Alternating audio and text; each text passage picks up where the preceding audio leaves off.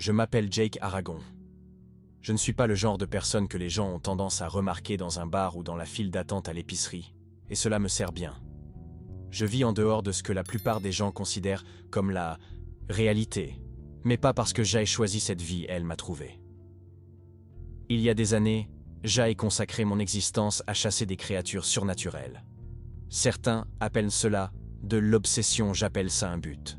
La vérité est que le monde regorge de choses que la plupart des gens préfèrent ignorer, et que quelqu'un doit s'en occuper avant qu'elles ne deviennent un problème plus grave. Et pour être honnête, ce quelqu'un finit toujours par être moi. Le 21 avril 1995, un article paru dans le journal local a attiré mon attention alors que je prenais mon petit déjeuner dans un petit restaurant en bordure de route. Il s'agissait d'un article sur 3 chauffeurs de camions portés disparus dans une ville voisine.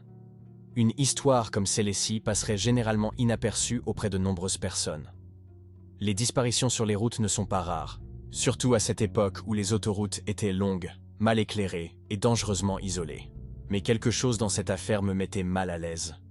Tous les hommes venaient de la même région et avaient tous été vus pour la dernière fois dans des stations-service ou des relais routiers. Il y avait là une tendance, quelque chose qui ne semblait pas une coïncidence. Au début, j'ai essayé de me convaincre qu'il s'agissait peut-être simplement de paranoïa. Après tout, il avait affronté tellement de créatures étranges au fil des années qu'il rencontrait parfois des fantômes là où il n'y avait que des ombres. Mais plus j'y pensais, plus ce schéma particulier me dérangeait. Des chauffeurs routiers disparaissent à des endroits précis, à intervalles réguliers, avec peu de témoins et encore moins d'indices. Cela m'a rappelé des cas précédents sur lesquels j'ai enquêté, dans lesquels des créatures surnaturelles exploitaient les routines humaines pour attirer leurs victimes. J'ai décidé que je devais y aller. La ville était petite, presque oubliée par le temps. Son nom, qui échappe, désormais à ma mémoire, me semblait plus un écho qu'une véritable identité. Des rues étroites traversèrent le lieu comme des veines sèches, et les vieilles maisons, certaines penchées comme fatiguées de rester debout, donnaient à l'environnement un air d'abandon.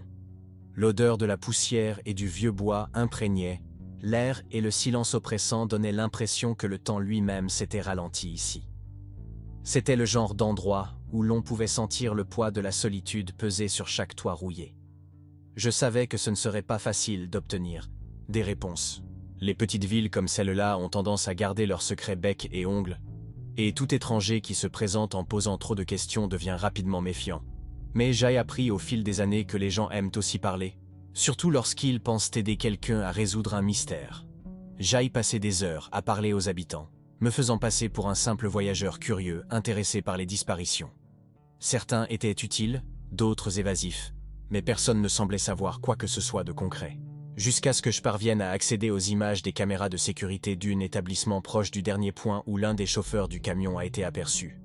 Les enregistrements étaient de mauvaise qualité, flous et pleins de bruit, mais suffisants pour capturer quelque chose qui a fait battre mon cœur. Dans l'une des scènes, j'ai vu l'une des hommes disparus parler à une jeune femme. Elle avait l'air normale à première vue, peut-être même jolie, avec de longs cheveux noirs qui tombèrent sur ses épaules en douces vagues. Elle portait des vêtements simples, adaptés à quelqu'un qui voulait passer inaperçu. Mais quelque chose dans sa posture, ses mouvements trop fluides, éveillèrent mes soupçons.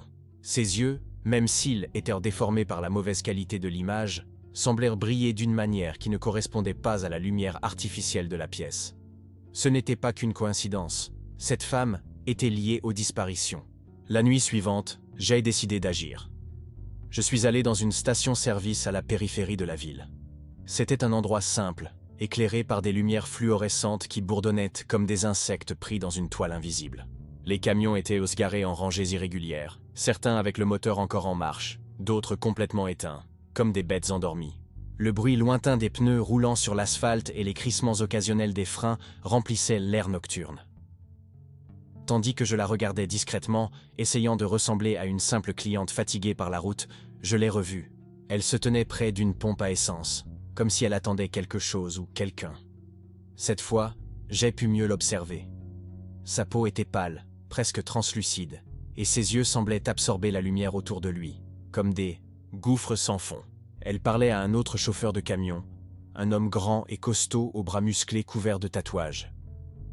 Il semblait détendu, peut-être même charmant, tandis qu'elle gardait une expression sereine, presque enchanteresse. Mon instinct me criait d'intervenir, mais j'ai décidé de les suivre en premier. Ils montèrent dans une voiture et se dirigèrent vers un motel miteux à proximité. L'endroit avait un aspect déprimant, avec des murs qui s'écaillaient et un panneau clignotant par intermittence, alternant entre vacant et complet. Le parking était presque vide, à l'exception de quelques voitures abandonnées et d'un camion rouillé. Je me suis garé à une distance sûre et j'ai attendu. Quand je me suis finalement approché de la pièce dans laquelle ils étaient entrés, j'ai réalisé que quelque chose n'allait terriblement pas. Par la fenêtre, j'ai aperçu l'homme attaché à une chaise, immobile, tandis que la femme tournait autour de lui comme un prédateur silencieux. Il semblait conscient mais incapable de bouger, comme s'il était paralysé par la peur ou quelque chose de plus sinistre. Elle portait des gants fins, presque chirurgicaux, et son expression était froide et calculatrice. Il y avait quelque chose dans sa méthode qui me rappelait de vieilles histoires que j'avais entendues sur certaines créatures surnaturelles, mais je n'arrivais pas à mettre le doigt dessus. C'est alors que je suis entré dans la pièce. Je ne sais pas à quoi je m'attendais, mais je n'étais certainement pas préparé à ce qui s'est passé ensuite. La porte de la chambre grinça lorsque je la poussai, mais le son fut étouffé par le bourdonnement constant du climatiseur en panne dans le coin de la pièce. L'odeur était le premier signe que quelque chose n'allait vraiment pas. Une odeur métallique, presque douce, flottait dans l'air, mêlée à quelque chose de plus difficile à décrire, comme si c'était l'échaud de quelque chose de pourri, mais pas complètement décomposé. Ma main était déjà sur le couteau en argent attaché à ma ceinture, mais je savais que cela ne suffirait peut-être pas. J'avais appris au fil des années que chaque créature surnaturelle avait ses propres faiblesses et qu'affronter un étranger sans préparation adéquate était pratiquement un suicide. Au moment où je suis entré, elle a remarqué ma présence. Il n'y avait ni frayeur ni hésitation, elle s'est simplement tournée vers moi, comme si elle s'était déjà attendue à cette invasion. Ses yeux étaient étrangement brillants maintenant, reflétant la faible lumière de la lampe sur la table de chevet. Ils étaient comme deux petits miroirs noirs, absorbant tout ce qui les entourait. Sa posture était calme, presque décontractée, mais il y avait quelque chose en lui qui me rappelait celui d'un félin sur le point de bondir. Elle n'avait pas l'air humaine, même de loin. C'était comme si sa peau translucide n'était qu'un mince masque, cachant en dessous quelque chose de beaucoup plus ancien et cruel. L'homme attaché à la chaise était conscient, mais ses yeux étaient vitreux, comme s'il avait été privé de toute son énergie vitale. Il essaya de dire quelque chose, mais ne réussit qu'à pousser un faible gémissement. La femme tenait dans ses mains un objet étrange, quelque chose qui ressemblait à une lame incurvée, si tranchante qu'elle semblait capable de couper l'air autour d'elle. Il y avait des traces de quelque chose de visqueux sur la pointe de la lame, et j'ai immédiatement su qu'il s'agissait de graisse humaine. Cette vision m'a rappelé les histoires que j'ai entendues sur les Pishtakos, créatures légendaires qui suçaient la graisse de leurs victimes pour se nourrir. Jusqu'à ce moment-là, j'avais toujours considéré ces histoires comme de simples mythes. Mais là, devant moi, il y avait la preuve vivante qu'elles étaient réelles. Avant que je puisse réagir, elle bougea. Ce fut rapide, presque imperceptible. En un clin d'œil, elle était à mes côtés, et avant que je puisse sortir mon couteau, elle m'a frappé avec une force surprenante. J'ai reculé, frappé par ce qui semblait être une combinaison de force physique et de quelque chose de plus surnaturel. Jay sentit un froid pénétrant parcourir mon corps, comme si elle avait aspiré une partie de mon énergie vitale d'un simple contact. Mon esprit me criait de me lever, de me battre, mais mon corps était lourd, comme si j'étais coincé dans des sables mouvants. Elle ne s'est pas arrêtée. Avec des mouvements rapides et précis, elle m'a traîné jusqu'à la chaise où le chauffeur du camion était attaché et m'a attaché avec des cordes épaisses et rugueuses. Je pouvais à peine bouger, mais je pouvais sentir le poids des cordes me couper la peau alors qu'elle resserrait les nœuds avec une précision chirurgicale. Lorsqu'elle eut enfin fini, elle s'éloigna de quelques pas comme pour admirer son travail. Son visage restait impassible, comme celui d'une statue, mais il y avait quelque chose dans ses yeux qui me faisait frissonner. C'était comme si elle appréciait mon impuissance. C'est alors que j'ai réalisé que nous n'étions pas seuls dans la pièce. Dans le coin opposé, il y avait d'autres victimes. 2 hommes, tous deux dans un état déplorable. Leurs vêtements étaient déchirés et ensanglantés, et certaines parties de leur corps semblaient avoir été creusées. Il y avait de profondes blessures sur leurs bras, leur ventre et leurs cuisses, comme si quelqu'un leur avait rasé des couches de peau et de chair. Mais le plus terrifiant, c'est qu'ils étaient encore en vie. Leurs yeux étaient ouverts mais vides. comme s'ils étaient piégés dans une sorte de vide entre la vie et la mort. Ils respiraient, mais irrégulièrement, comme si chaque soupir était un effort monumental. Je pouvais voir que ses veines étaient exposées à certains endroits, palpitant lentement, comme si leur propre sang en était aspiré. La créature a tourné son attention vers moi. Elle a commencé à tourner autour de moi, comme un prédateur étudiant sa proie. Je pouvais sentir son regard glacial sur moi, évaluant chaque détail. Puis, elle s'est arrêtée devant moi et a incliné la tête, comme si elle m'examinait. Puis, elle releva la lame incurvée et je savais exactement ce qu'elle avait l'intention de faire. Elle allait m'utiliser comme sa prochaine victime. Mais quelque chose en moi refusait de l'accepter. Malgré la peur qui me rongeait intérieurement, quelque chose me disait que je ne pouvais pas y succomber. Je ne pouvais pas permettre à cette chose de continuer à faire ce qu'elle faisait. Mon esprit a commencé à travailler rapidement. La recherche de toute issue possible. Les cordes qui me liaient étaient solides, mais pas impossibles à lâcher. J'avais appris au fil des années que la panique était le plus grand ennemi dans des situations comme celle-ci. Pousser mes muscles contre les cordes pouvait faire mal, mais c'était ma seule chance. À mesure qu'elle s'approchait, j'ai commencé à bouger discrètement, essayant de trouver un point faible dans les liens. Mes poignets me brûlaient à cause de la friction, mais j'ignorais la douleur. Il pouvait maintenant sentir son odeur, quelque chose qui mêlait fleurs fanées et chair, pourrie. C'était nauséabond, mais cela me gardait aussi alerte. Finalement, j'ai senti une des cordes commencer à céder. Elle était distraite, concentrée sur sa lame, se demandant probablement quel serait le meilleur moment pour commencer à me couper la peau. Avec un dernier effort, j'ai réussi à libérer une de mes mains. C'était douloureux, et ma peau était à vif, mais je n'avais pas le temps d'y penser. J'ai attrapé le couteau en argent de ma ceinture et je me suis précipité sur elle. Elle fut prise par surprise, mais elle réagit rapidement, bloquant mon attaque avec une rapidité impressionnante. Nous nous sommes battus en silence, nos mouvements rapides et brutaux. Chaque coup qu'elle portait semblait porteur d'une force surnaturelle, et je pouvais sentir ma force diminuer à chaque seconde. Mais je savais que je ne pouvais pas perdre. Pas là, pas pour ça. Jai réussit à lui porter un coup violent sur le bras et elle a poussé un cri aigu, presque inhumain. La lame d'argent entra en contact avec sa peau et je vis quelque chose de sombre et huileux commencer à suinter de la blessure. Elle recula, momentanément affaiblie, et Jen profitait pour attaquer à nouveau. Cette fois, mon couteau a touché sa poitrine, la transperçant profondément. Elle recula en chancelant, ses yeux brillant d'une intensité effrayante. C'était comme si tout l'air de la pièce avait été soudainement aspiré, laissant à sa place un vide oppressant. Elle essaya, à nouveau d'avancer, mais son corps commença à se fondrer, comme si elle fondait de l'intérieur. Tout d'abord, sa peau s'est dissoute, révélant quelque chose qui n'était pas humain, quelque chose de sombre, gluant et palpitant.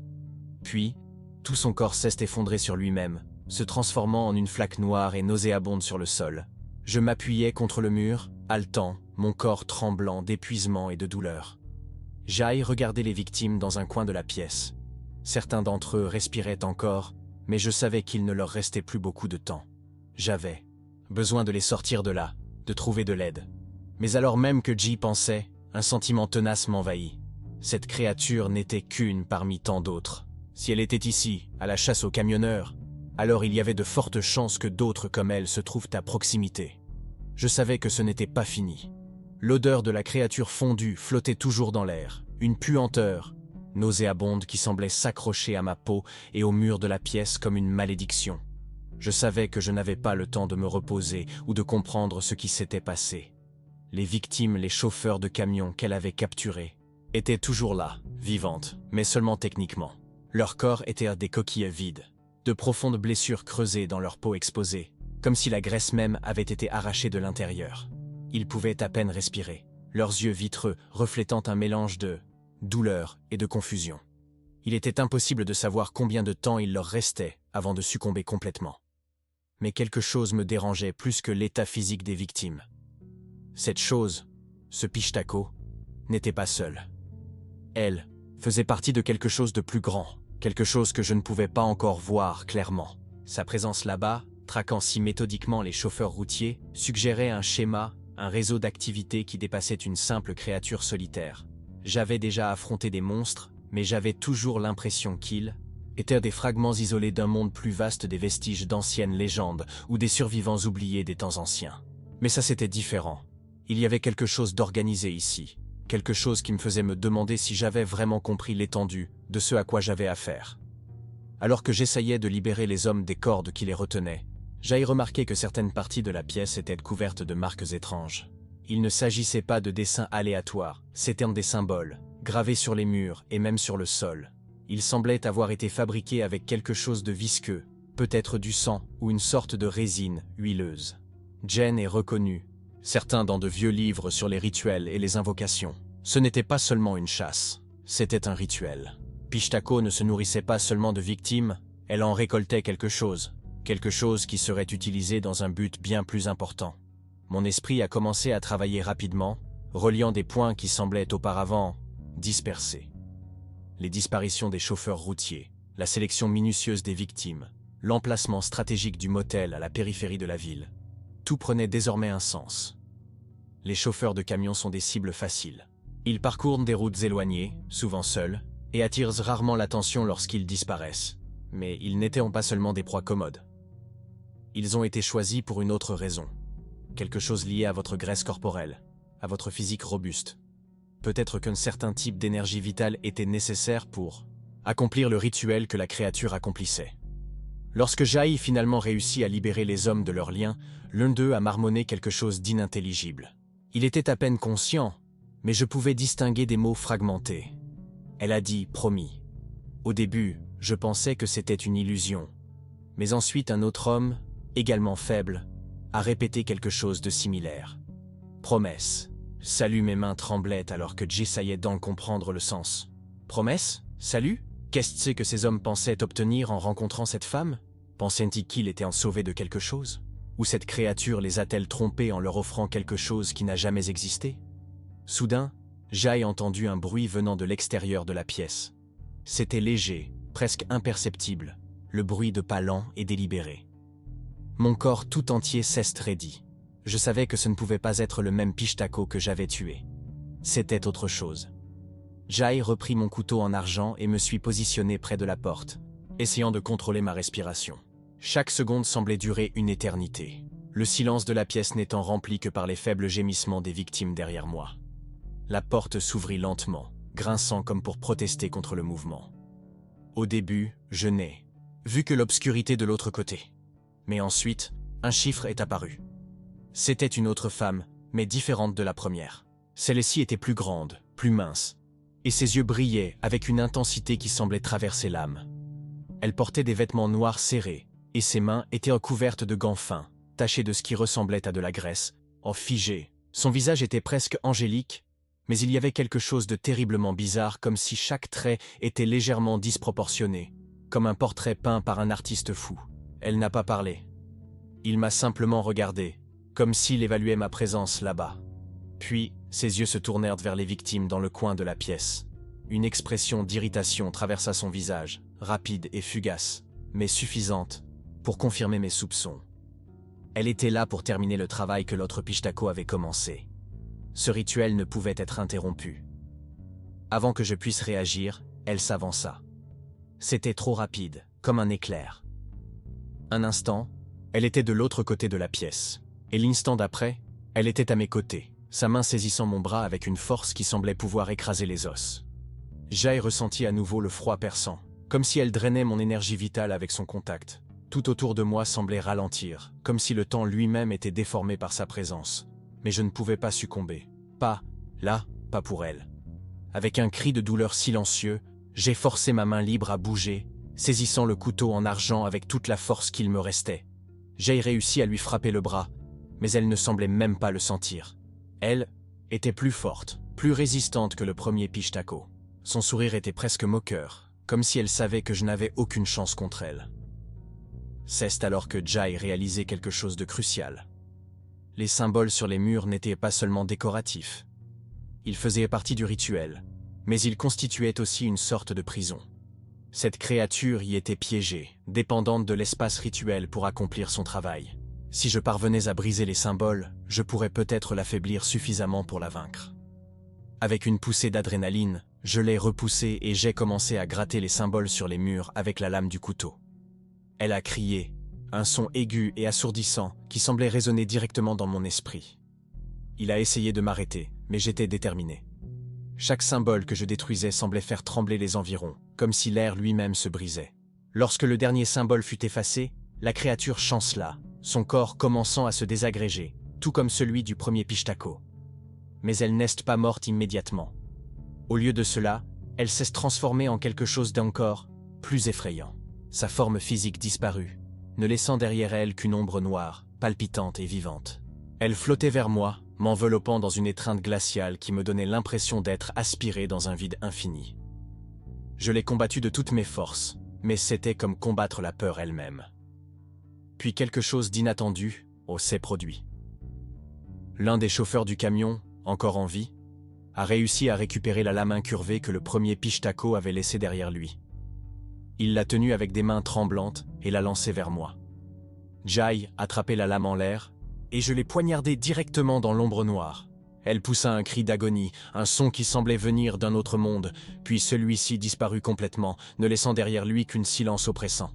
Je suis tombé au sol, épuisé, l'esprit tournoyé par des questions auxquelles je n'avais pas le temps de répondre. Ces créatures n'étaient que les premiers signes de quelque chose de bien plus grand. Je le savais maintenant. Le silence qui suivit la destruction du deuxième Pishtako fut assourdissant. C'était comme si l'air même de la pièce avait été aspiré, ne laissant qu'un lourd vide qui se pressait contre mes oreilles et mon esprit. J'étais allongé sur le sol, le corps tremblant d'épuisement, le couteau toujours serré dans mes mains, maculé de graisse figée et de sang. Ma poitrine se soulevait et s'abaissait rapidement, essayant de reprendre mon souffle alors que je combattais le sentiment qu'il y avait autre chose qui se cachait dans l'ombre. Les chauffeurs de camions étaient vivants du moins pour le moment. 2 d'entre eux pouvaient à peine bouger, leur respiration superficielle et irrégulière résonnant dans la petite pièce. Le troisième, celui qui m'avait tendu la lame, recourbé au moment décisif, semblait en meilleure forme, mais ses yeux reflétaient un mélange de terreur et de confusion. Il me regardait comme si j'étais à la fois son sauveur et une menace potentielle. Je ne pouvais pas lui en vouloir, je pouvais à peine comprendre ce qui venait de se passer, alors comment pouvais-je m'attendre à ce qu'il comprenne? Mais je n'avais pas le temps de me reposer ou de réfléchir à ce qui s'était passé. Je savais que ces créatures n'étaient que des pièces sur un plateau beaucoup plus grand.